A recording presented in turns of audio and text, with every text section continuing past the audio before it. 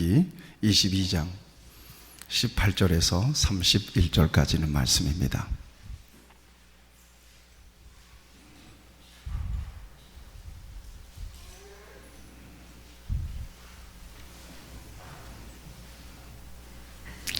기록된 계시의 말씀을 제가 봉독하겠습니다. 너는 무당을 살려두지 말라. 짐승과 행음하는 자는 반드시 죽일지니라. 여호와 외에 다른 신에게 제사를 드리는 자는 멸할지니라. 너는 이방 나그네를 압제하지 말며 그들을 학대하지 말라. 너희도 애굽 땅에서 나그네였음이라. 너는 과부나 고아를 해롭게 하지 말라. 네가 만일 그들을 해롭게 함으로 그들이 내게 부르짖으면 내가 반드시 그 부르짖음을 들으리라.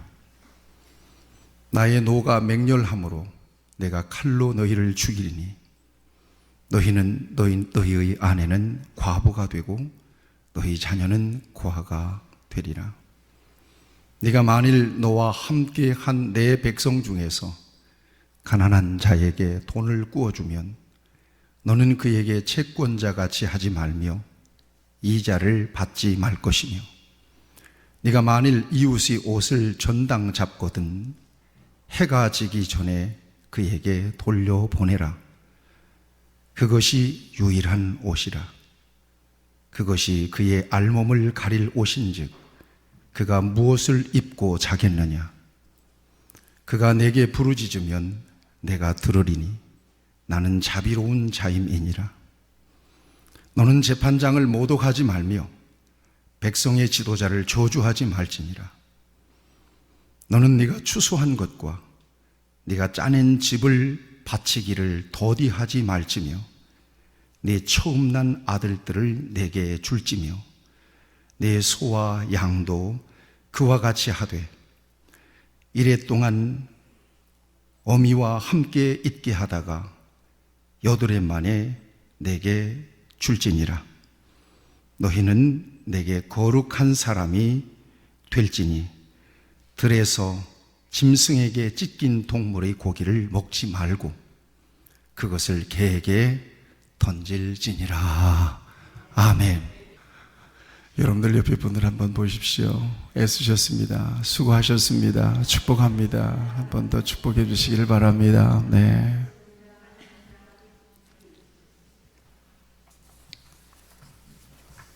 하나님의 꿈이 어떤 꿈일까? 오늘 말씀을 통해서 저와 여러분들이 하나님의 꿈을 듣기를 원합니다. 그리고 이 말씀을 듣는 중에 여러분들의 삶이, 여러분들의 떨어진 마음이 다시 회복되는 은혜가 있기를 바랍니다. 여령 교수를 여러분들이 잘 아실 것입니다. 문필가요, 학자요, 교수요, 장관을 지내신 분입니다. 그런데 몇 년 전 그는 어느 인터뷰에서 나는 인생을 실패했습니다. 그렇게 고백을 했습니다. 여러분 어떻게 생각하십니까? 오늘 우리 사회에서 선망의 대상이 되는 삶을 산 거죠. 매우 특별한 삶을 사신 분이 나는 인생을 실패했습니다. 그래서 그 이유를 물었습니다. 왜 인생을 실패했다고 여기십니까? 그분은 뜻밖의 대답을 했습니다. 저는 동행자가 없습니다. 저는 동행자가 없습니다. 저는 함께하는 사람이 없습니다.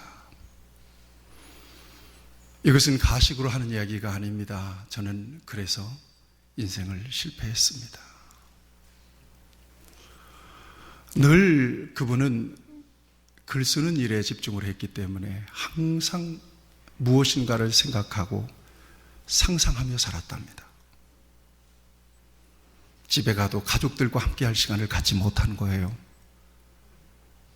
그래서 가족들이 곁에 있었어도 아버지와 혹은 남편과 가족들이 따뜻한 시간을 보낼 기회가 없었다는 것입니다. 물론 그 주변에 그와 함께하는 사람이 있었던 것은 사실인데 그분들은 진정으로 자기와 함께 했던 사람들이 아니라 알고 봤더니 자기와 경쟁자들이었다는 거예요. 그래서 보니까 인생 말년에 보니까 사람이 없는 거예요. 자기와 함께 하는 사람이 없는 거예요. 사랑하는 여러분, 그래서 인생을 실패했다면 그는 불행하게 인생을 산 사람이 맞습니다. 진정으로 사람이 행복할 수 있는 것은 무엇일까요? 정말 위대해지는 것일까요? 남부럽지 않게 사는 것일까요? 뭔가 대단한 업적을 이룬 것일까요? 엄청난 학위를 가지는 것일까요? 수많은 사람들을 거느리고 다니면서 모양을 내면서 일생을 사는 것일까요? 럭셔리한 집에서 그야말로 사람들을 부리면서 그렇게 사는 것이 진정한 인생의 행복일까요? 적어도 이 세상에서 어쩌면 많은 사람들이 부러워할 만한 인생을 이렇게 다 살고 난 뒤에 한 인간의 평가는 인생의 진정한 행복은 거기에 있지 않았더라는 것이었습니다. 동행자라고 하는 것은 그 누군가 곁에서 만나고 관계하고 울고 웃고 서로 나누고 먹고 마시고 그 속에서 인간미를 느끼고 그 관계 속에서 비로소 인간은 행복한 인생을 살게 되더라 하는 것입니다. 여러분 어떻습니까? 무엇인가 얻기 위해서, 무엇인가 자신의 신분을 높이기 위해서, 무엇인가를 위해서 열심히 살고 있지만 인생을 다 살고 난 뒤에 나는 인생을 실패했다라고 고백할 수 밖에 없는 그런 인생을 지금 살고 있지는 않습니까?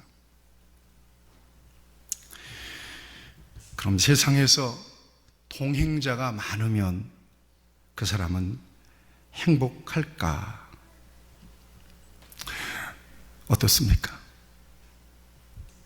함께하는 사람이 많으면 행복할 것 같습니까? 그렇습니까?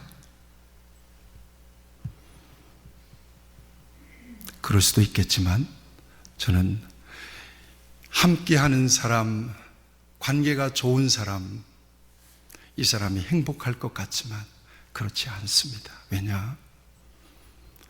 우리가 이미 경험해 왔듯이 인간관계라고 하는 것은 한계가 있습니다.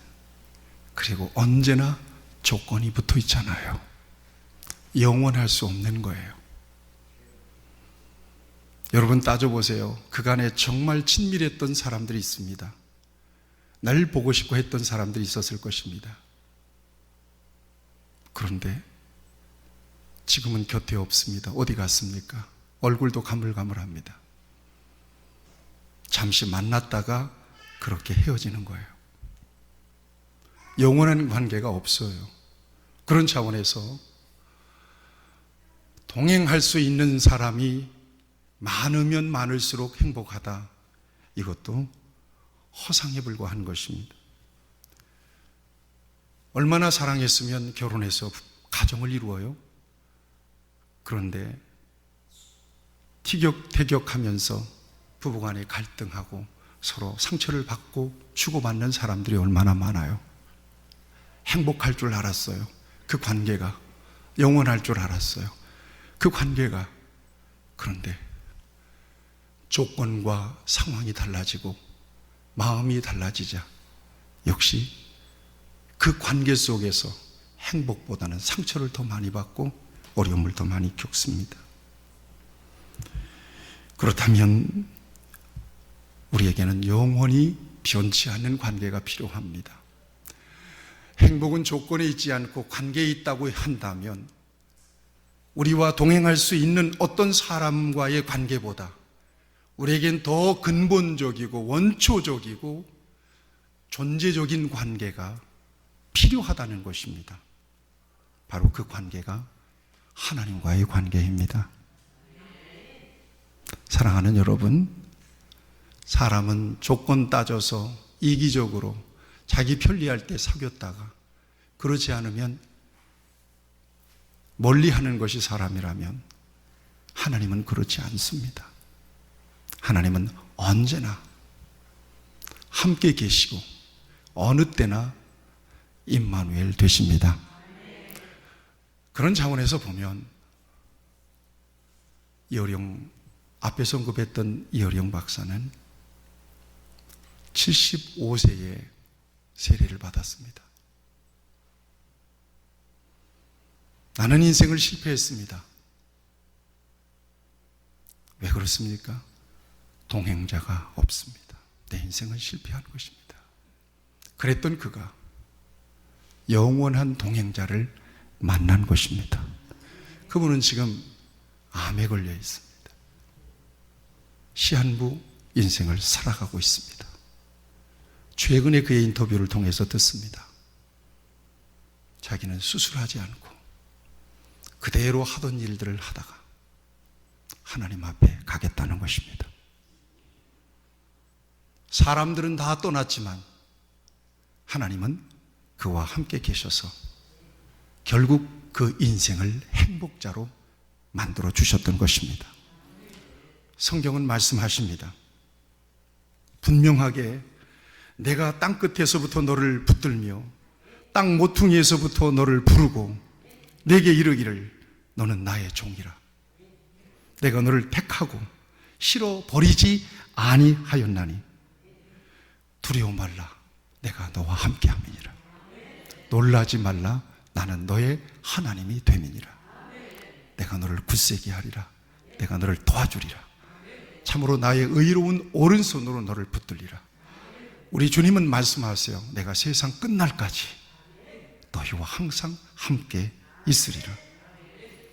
이사야서에서 말씀하십니다. 어찌 여인이 그 젖 먹는 자식을 잊겠으며 자기 태에서 난 아들을 긍휼히 여기지 않겠느냐. 그들은 혹시 잊을지라도 나는 너를 잊지 않는다. 내가 너를 내 손바닥에 새겼다는 거야.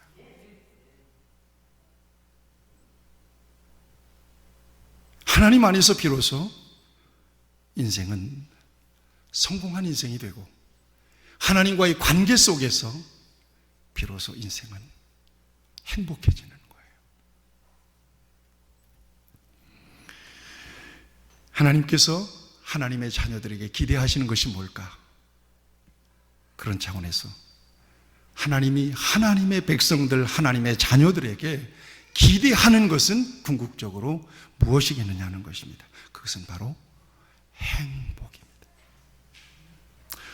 여러분, 저도 부모입니다. 저에게도 아들, 딸이 있습니다. 아침에, 주일 아침에 어김없이 아들의 사역을 모니터합니다. 오늘은 설교하는 날이에요. 한 달에 한 번씩 고등부, 중등부를 설교해요. 가만히 아들의 설교를 들으면서 은혜를 받을까요? 염려를 할까요? 은혜를 아멘 아멘 받을까요? 좀 잘했으면 좋겠다. 은혜를 끼쳤으면 좋겠다. 불안할까요? 참 희한한 거예요. 앞에서 마스크를 쓰고 설교를 하고 있는데 그렇게 대견할 수도 없고 대견할 수가 없고, 그런데 설교를 평가하고 있더라고요. 그 대목에서 이렇게 말했으면 좋았을 거. 이게 부모의 마음입니다. 이 세상을 누구를 만나서 어떻게 살아도 좋겠지만 한 가지 기대가 있습니다. 그것은 행복하기를 원합니다. 여러분들도 그러시죠? 부모님 여러분들, 자식이 행복하기를 원하시죠? 그건 이상의 기대는 없습니다. 행복하기를 원해요. 이것이 바로 부모의 기대라면 여러분, 우리 하나님도 마찬가지입니다. 그런데 여러분, 행복에는 반드시 조건이 있다는 걸 아셔야 돼요. 이것을 저는 관계적 조건, 존재적 조건이라고 이름을 붙입니다. 관계적 조건, 존재적 조건입니다. 그 조건 안에서 인간은 행복합니다. 그러니까 내가 살아가는 데 있어서 돈이 많아지고 권력이 많아지고 뭔가 어떤 인생이 풍요로워지는 것은 그냥 살아가는 데 필요한 조건입니다. 필요 조건입니다. 그런데 그것만 가지고는 인간은 행복이 안 된다는 거예요. 절대적 조건이 필요하다는 거예요. 존재적 조건이 필요하다는 거예요. 이게 바로 관계적 조건입니다. 이를테면 물고기는 어디에 있어야 행복합니까? 물고기는 물 속에 들어가 있어야 살기도 하고 행복할 수도 있는 거예요. 독수리는 어디에 있어야 합니까? 창공입니다.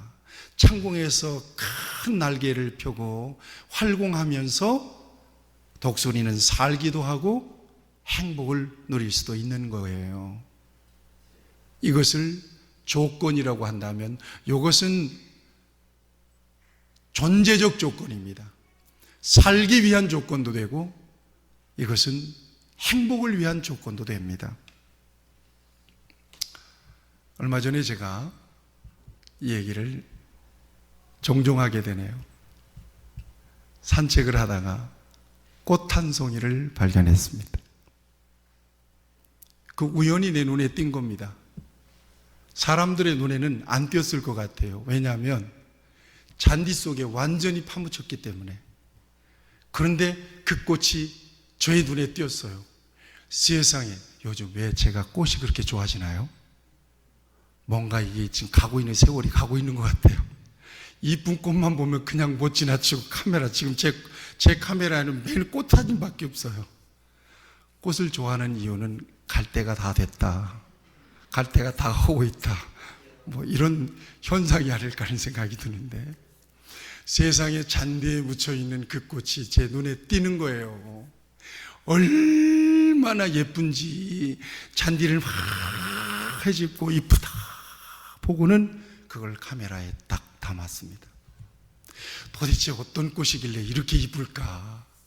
그리고는 그 꽃 이름을 알아보려고 검색을 해봤더니 세상에 이게 웬일이야? 베들레헴 별꽃이래. 목사는 베들레헴만 나오면 은혜를 받아요. 예수님을 만난 것 같아. 예수님이 마구간에 은밀하게 오셨잖아. 얘도 잔디 속에 파묻혔잖아.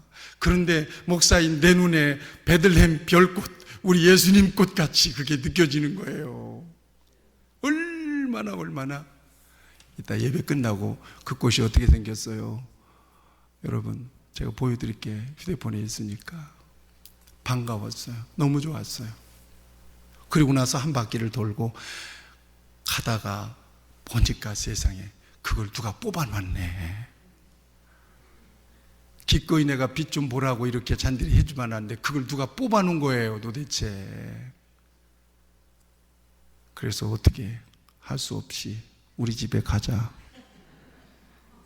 그래가지고 우리 집으로 데려와서 지금 우리 집 거실에다가 잘 모셔놓고 흙을 갖다 얼레미로 쳐가지고 그 막 잎은 전부 다 누룩누룩 져가지고 막 먼지가 안고 그냥 그래가지고 꽃대만 올라와서 꽃을 바짝 폈는데 그걸 그렇게 해서 잘 모시고 왔어. 근데 얘가 햇빛을 좋아하는지 목만 길어가지고 막 그렇게 쳐졌어요. 아이고, 안 되겠다. 옆에 있는 조그만 난이 있어요. 너하고 둘이 동무해라. 그리고는 난에다가 딱 얹혀놨더니 세상에 난이 꽃을 핀 것 같아. 그렇게 예쁠 수가 없어요. 아무리 예쁜 꽃도 어디에 심어줘야 돼요? 땅에 그 뿌리를 내려야 돼요. 식물과 이 흙은 절대적 관계, 존재적 관계예요. 그 속에서 살기도 하고 그 속에서 행복을 누릴 수도 있고 꽃을 피울 수도 있다는 얘기입니다. 여러분 혹시 토픽을 보셨는지 모르겠어요. 뉴질랜드에서 일어난 일이에요. 양은 정기적으로 털을 깎아줘야 되잖아요.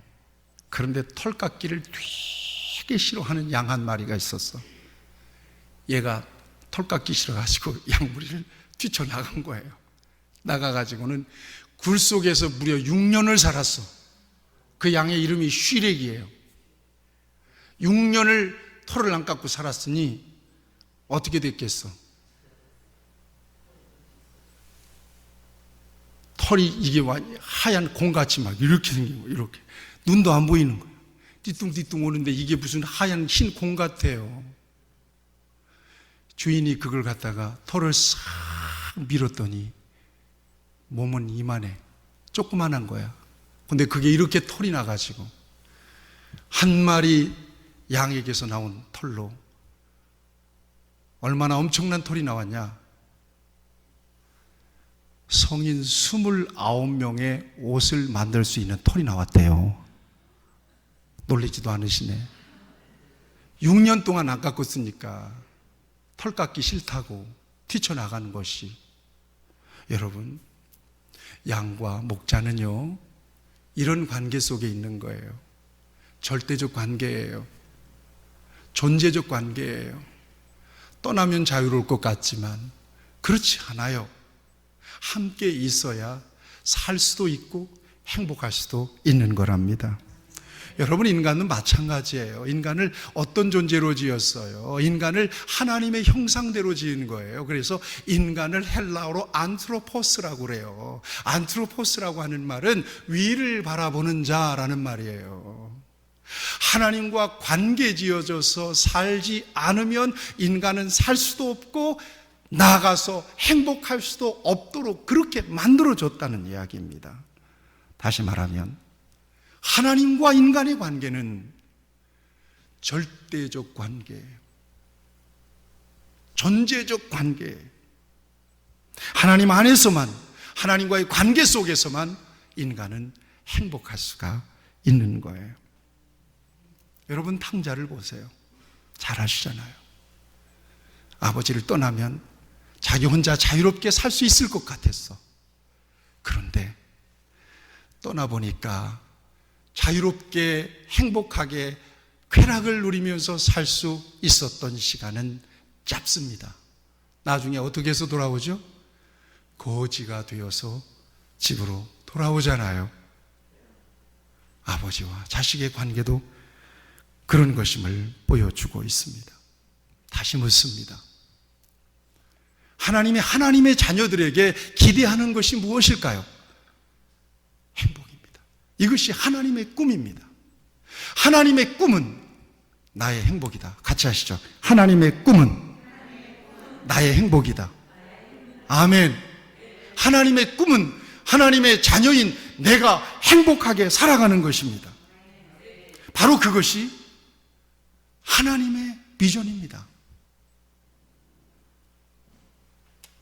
그러기 위해서 하나님은 하나님의 자녀들을 친밀하게 당신 곁으로 가까이 끌어당기는 것이며 친밀한 관계 속에서 소통하기를 원하세요. 여러분, 여러분에 대해서 하나님이 삐졌다고 느끼신 분 계시나요? 절대 그렇지 않습니다. 하나님은 본래 우리의 연약함을 아십니다. 그렇다고 해서 하나님이 여러분들에게서 등을 확 돌리고 어디 잘 사나 보자, 그런 하나님일까요? 절대 그런 하나님이 아니십니다. 같이 하시죠. 하나님은 여전히 나를 사랑의 눈으로 바라보고 계십니다. 아멘. 그런데 누가 문제가 돼요? 내가 문제가 되는 거예요. 내가 하나님께 삐진 거예요. 하나님이 삐질 만한 일도 안 하시는데 내가 삐진 거예요. 죄송한 표현입니다만 똥 끼고 쓱낸다는 말 있잖아요. 지가 잘못해놓고 지가 삐져가지고 이러고 있는 거예요. 하나님이 느낄 때는 헐, 왜 그래? 쟤 왜 그런데? 하나님은, 다시 고백합시다. 하나님은 언제나 여전히 나와 함께 계십니다. 아멘. 믿으시기를 축원합니다.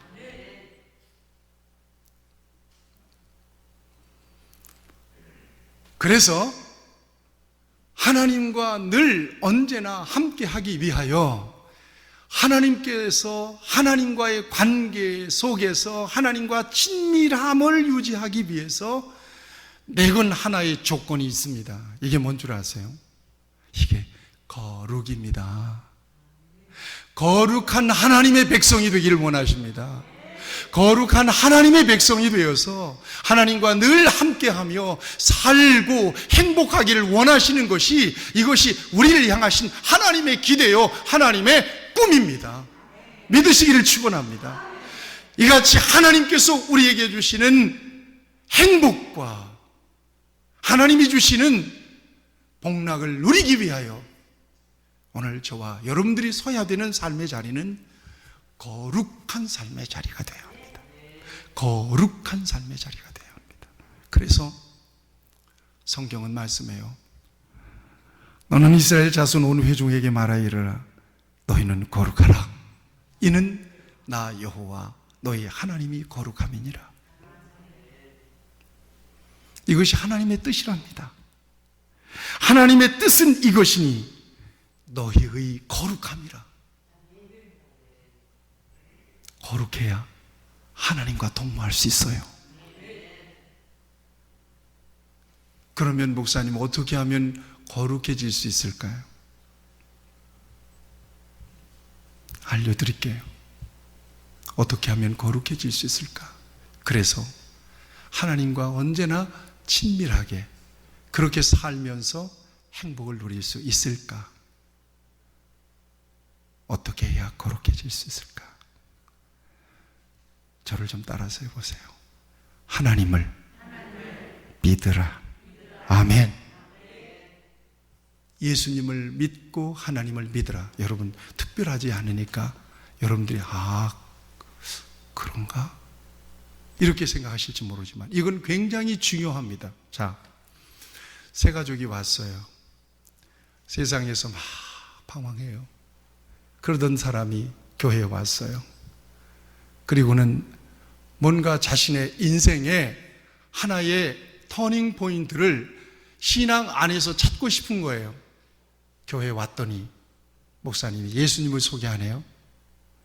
그런데 마음이 움직여요. 내 인생이 잘못된 것은 내 인생에 예수님이 없어서 그렇구나. 예수님 영접하시겠습니까? 예, 예수님을 영접하겠습니다.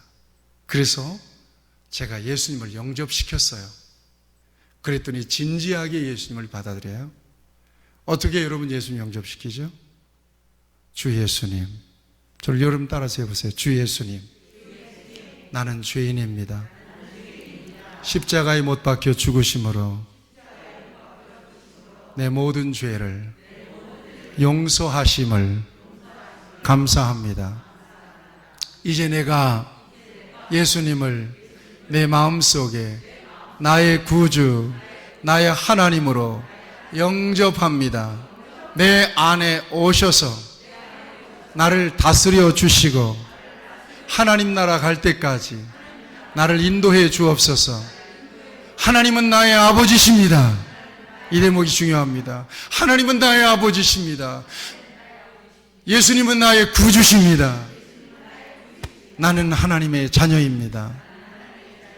내게 구원을 주심을 감사합니다. 아멘. 여러분 그렇게 고백하십니까? 그러고는 제가 기도해줘요. 하나님, 방황하다가 왔습니다. 이제 예수님을 믿고 하나님을 아버지로 고백을 했습니다. 하나님의 자녀로 받아주심을 감사합니다. 이제는 하나님 안에서 주님과 동행하며 하나님께 기쁨이 되고 주 안에서 행복한 삶을 누리게 하옵소서. 예수님의 이름으로 기도합니다. 아멘. 그리고 난 다음에 그분을 뭐라고 불러요? 아무개 씨 이렇게 부릅니까? 곧바로 그 신앙과 고백을 통해서 그 안에 있는 믿음을 확인하고 곧바로 호칭을 바꿔줍니다. 성도님. 아무개 성도님. 여러분, 성도라고 하는 것이 말이 무슨 말이에요? 거룩한 백성이 되었다는 거예요. 성도님, 가장 중요한 조건이에요. 하나님을 믿어야 돼요. 예수님을 영접해야 돼요. 그래야 그는 거룩해져요. 그래야 하나님은 아버지로 관계할 수 있어요. 예수님을 구주로 관계할 수 있어요. 하나님의 임재를 언제나 느낄 수 있는 거예요.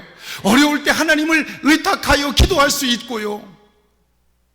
인생 전반을 하나님 앞에 맡기고 살아갈 수가 있는 존재가 돼요.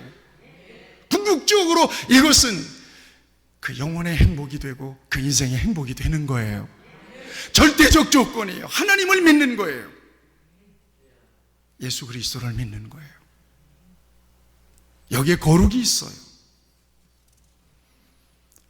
이 사람은 성도가 되었을 뿐만 아니라 놀라지 마세요. 베드로전서 2장 9절에서 뭐라고 말씀하세요? 너희는 왕같은 제사장이래요. 그의 거룩한 나라래요. 아멘. 누가 그렇다는 얘기예요? 예수님 안에 계신 여러분들이 그렇다는 거예요. 우리 한번 고백합시다. 나는 예수님 안에서 행복한 사람입니다. 아멘. 불행의식 느끼지 마세요. 그러면 하나님이 그럴 겁니다. 야, 내가 있는데 왜 그렇게 불행을 느끼냐? 그럴 겁니다. 내가 있는데 네 안에 나 있지 않니? 내가 너와 함께 하고 있지 않니? 왜 그렇게 네 인생을 그렇게 힘들다고만 생각하니?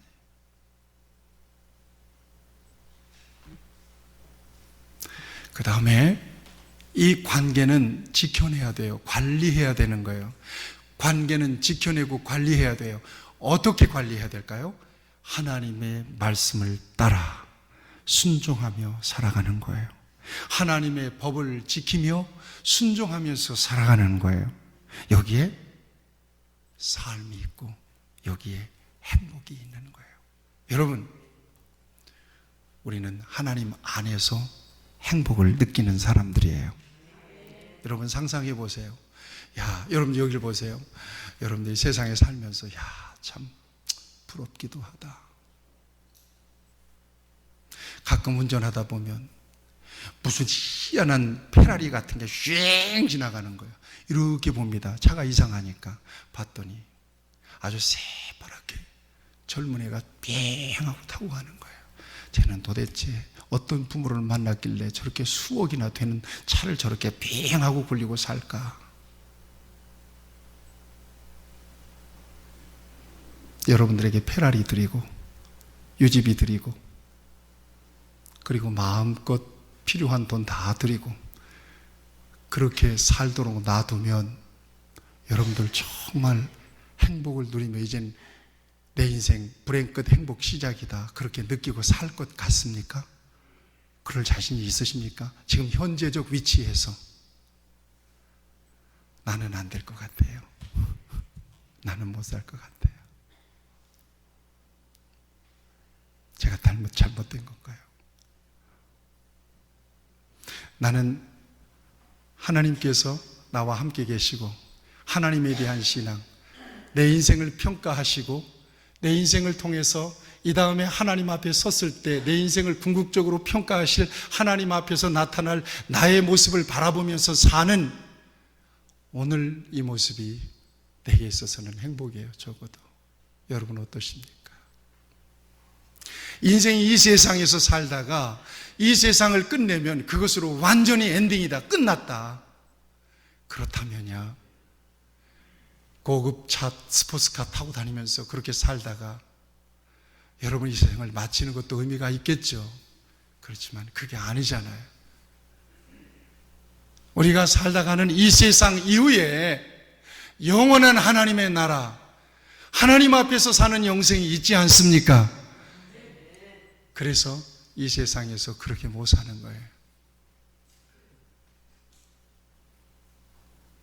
하나님의 말씀 안에서 어려워도 그 말씀을 지키면서 사는 거예요. 자, 그렇다면 여러분, 하나님과의 관계, 이것은 하나님을 믿고 하나님의 말씀 안에서 하나님의 명령 안에서 사는 삶인데 이것이 저와 여러분들에게 거추장스러움이 되거나 부담이 되어서는 안 된다는 겁니다. 왜냐? 무엇 때문에? 우리를 행복하게 살아가기 위해서 하나님께서 허락하신 삶이기 때문에 그렇습니다. 아멘. 하나님이 나의 행복을 위하여 허락하신 삶이기 때문에 그렇습니다. 여러분들은 거룩한 백성들입니다. 거룩한 백성들은 하나님의 말씀 안에서 순종하며 구별된 삶을 사는 사람들입니다. 어떻게 거룩한 삶을 살아낼 수 있을까? 짧게 세 가지로 여러분들에게 말씀드릴게요. 오늘 본문을 근거해서. 첫째는 거룩한 삶은 세 가지로 살아낼 수 있다고 본문은 말씀하고 있습니다. 첫 번째는요, 거룩은 성결한 삶으로 드러난다고 말씀합니다. 성결하래요. 다시 쉽게 얘기하면 죄 짓지 마시기를 바랍니다. 아멘. 성경 18절 말씀부터 보세요. 너는 무당을 살려두지 말라. 짐승과 행음하는 자는 죽일지니라. 여호와 외에 다른 신을 섬기는 자는 멸할지니라. 거룩한 사람, 하나님과 관계 속에서 말씀 안에서 하나님을 섬기는 사람, 이 사람은 죄를 멀리하는 사람입니다. 성경은 말씀하세요. 악은 그 모든 모양이라도 버리라고 말씀하세요. 성경은 말씀하세요. 복 있는 자는 죄인의 길에 서지 아니하며 오만한 자리에 앉지 않는데요, 악인의 꾀를 따르지 않는데요, 여호와의 율법을 즐거워하여 그 율법을 주야로 묵상하는 사람이랍니다. 성경은 말씀하십니다. 그러므로 내가 하나님의 모든 자비하심으로 너희를 권하노니 너희 몸을 하나님이 기뻐하시는 거룩한 산 제사로 드리라. 이는 너희가 드릴 영적 예배니라. 너희는 이 세대를 본받지 말고 오직 하나님을 따라 하나님이 기뻐하시고 온전케 하신 뜻이 무엇인지 분별하도록 하라고 말씀하고 계십니다. 이것이 바로 거룩한 삶의 중요한 조건입니다. 저와 여러분들이 신분적으로 거룩해졌다면 죄를 거부할 수 있어야 합니다. 죄를 멀리할 수 있어야 됩니다. 죄를 피할 수 있어야 합니다. 두 번째는요, 이웃과의 관계 속에서 하나님의 자비가 흘러가게 하라는 것입니다. 성경을 보세요. 25절 말씀도 보세요. 25절 말씀을 한번 보세요. 뭐라고 말씀하세요?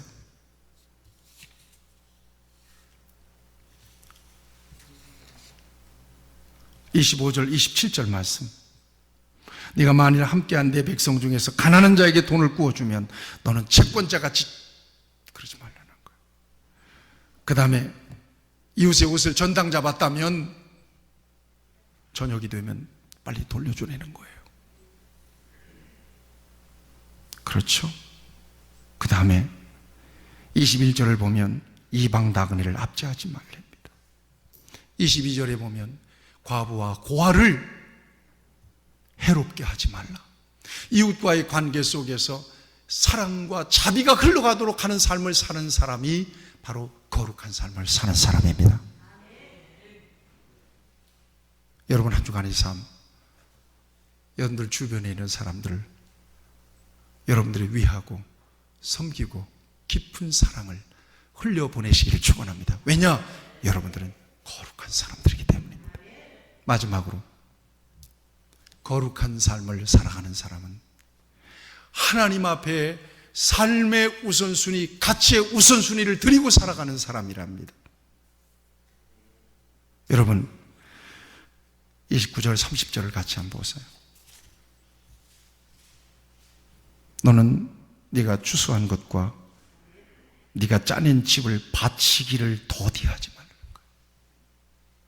하나님 앞에서 아까워서 절절절절 매지 말라는 거예요.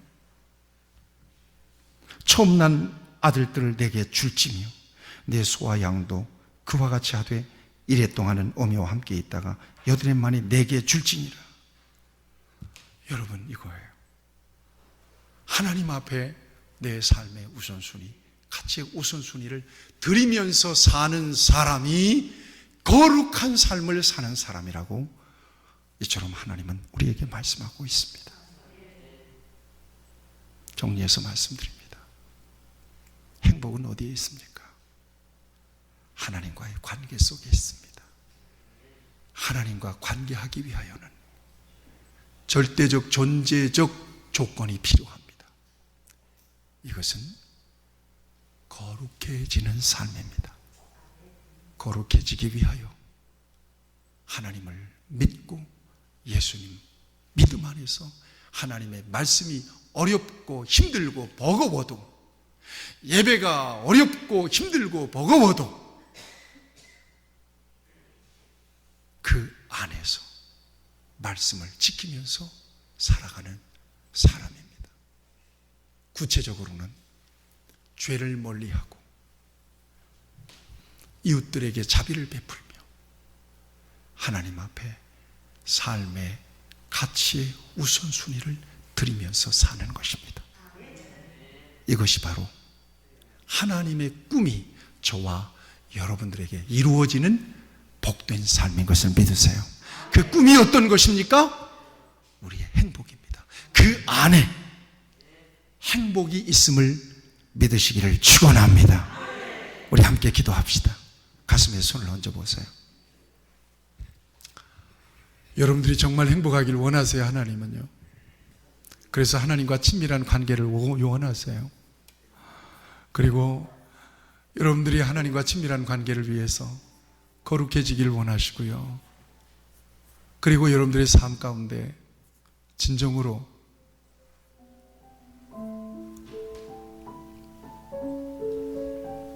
죄를 멀리하고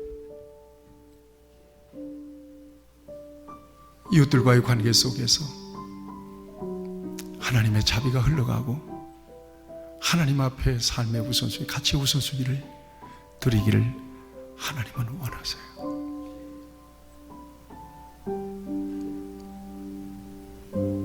거룩한 삶을 살기를 원하세요. 여기 하나님의 꿈이 이루어지는 삶이 있습니다. 결심하십시다. 구별되게 살기를 원합니다. 한 주간 세상에 사는 동안에 임마누엘 하나님을 온전히 의지하고 하나님과 친밀한 관계 속에서 하나님이 베풀어 주시는 은혜 속에서 살기를 원합니다.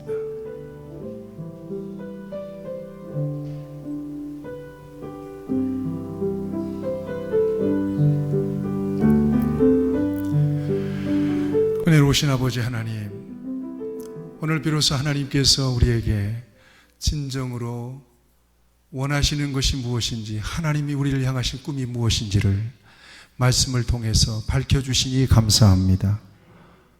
하나님과 친밀한 관계 속에서 내가 살며 하나님께서 공급해 주시는 은혜 속에서 행복을 누릴 수 있기를 원합니다.